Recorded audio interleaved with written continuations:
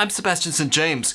A recession is coming to Australia and it's coming soon, according to Mark Delaney of AustralianSuper. How soon is this recession coming, or is it here already? And what would cause a recession in the first place? I'll let you know.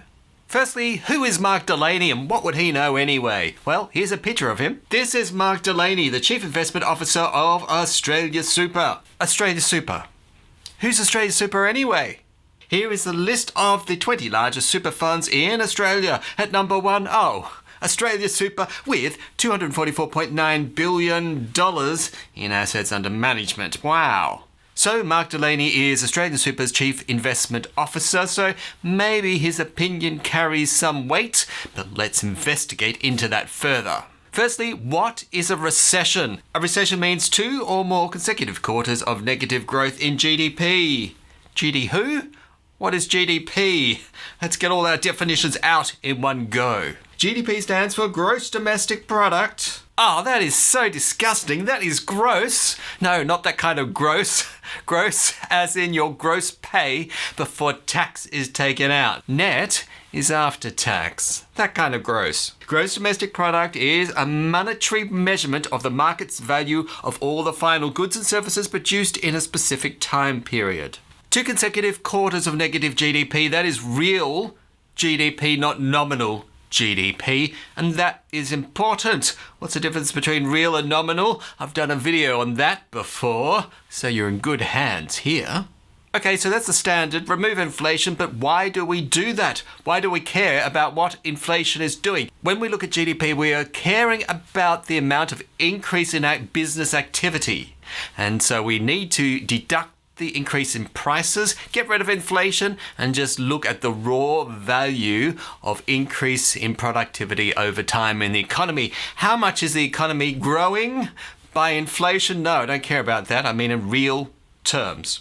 So, if recession is 2 negative quarters, has GDP right now in Australia decreased at all? Here are the latest figures taken from the Australian Bureau of Statistics. The Australian economy rose by 0.8% in seasonally adjusted chain volume measures. So the economy is actually going up by 0.8%. Is that in real terms or is that in nominal terms? I'll let you know in a minute. In nominal terms, GDP grew by 3.7%. Interesting. The terms of trade went up by 5.9%. That's the amount of exports versus the amount of imports. Household saving ratio decreased to 11.4% from 13.4%. So you're saving less. Why? Tell me now.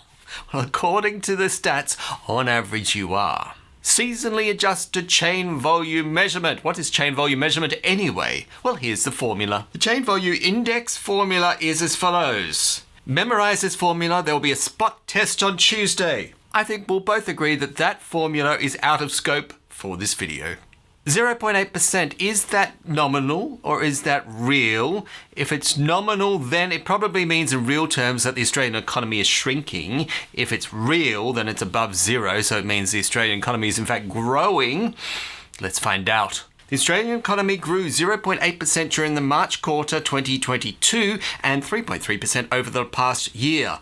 Strength came from household consumption, which grew 1.5%, and from a record 7.5 billion ramp-up in inventories. The inventory build-up largely reflects the business community replenishing stocks. So we've only mentioned that 0.8%. They haven't told us whether it's real or nominal, but they did give us a clue. The economy has grown by 0.8%, right? So that's probably a good sign. It may be real, but I'm yet to prove it to you. Nominal GDP rose by 3.7%. The GDP impact price deflation increased to 2.9%. Haha, I have all the data I need. Let's do the math. Nominal GDP is 3.7%. Inflation adjustment is 2.9%. Real GDP is therefore 3.7 minus 2.9 equals 0.8%. And the economy rose by 0.8%. Hurrah! We've nailed that down. We have the answer.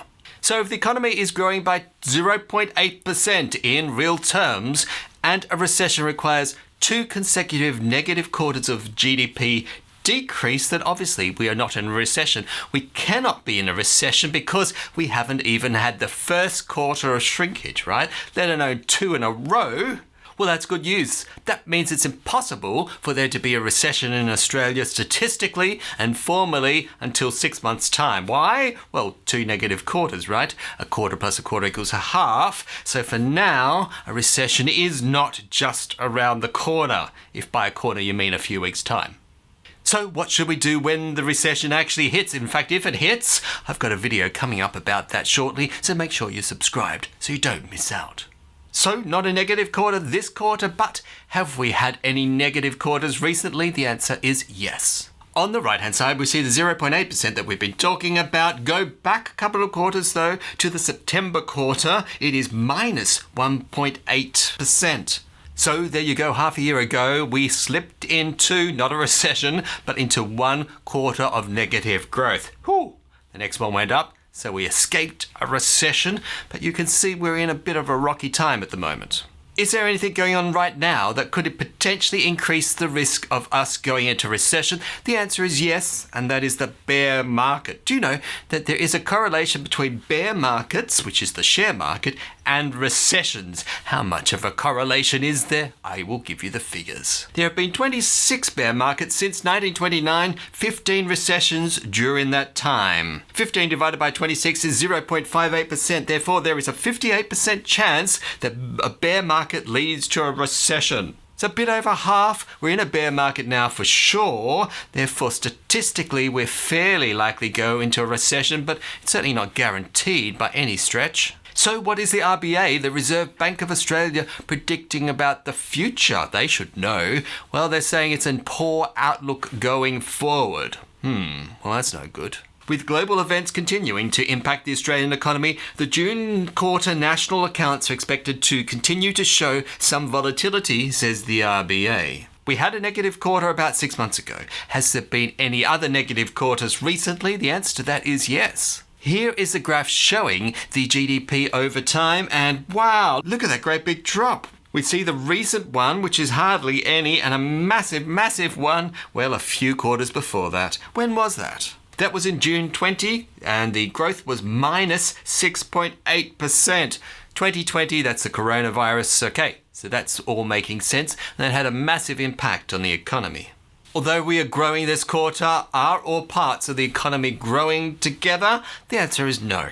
Here's a chart that shows you which parts of the economy are growing and which parts are shrinking. Surprisingly, mining is going backwards. Agriculture, forestry and fishing is decreasing massively. That's really badly. Rental, hiring and real estate services are going backwards. Healthcare and social assistance are going backwards. Right now, the economy is showing signs of problems because, on average, yes, it's growing 0.8%. That's not much, but we've already seen that some parts of the economy are going backwards. So they are already looking at their own mini recession potentially. So what may go on with the economy? What is the biggest risk that may actually trigger a recession in the first place? Risk number 1 is inflation. GDP is measured in real terms minus inflation. So as inflation goes higher and higher, every time you get the GDP number, the raw one, then you subtract inflation, suddenly you end up in negative territory. So as inflation goes up, automatically, if it keeps going up, it will send us into negative GDP.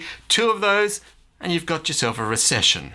Risk number 2 is raised interest rates. Mr. Delaney from AustralianSuper's predictions comes amid market expectation the Reserve Bank of Australia will raise rates to 3.1% by the end of the year to tame soaring inflation caused by a combination of global supply chain issues, the war in Ukraine, the demand side pressures from Australia's tight labour market.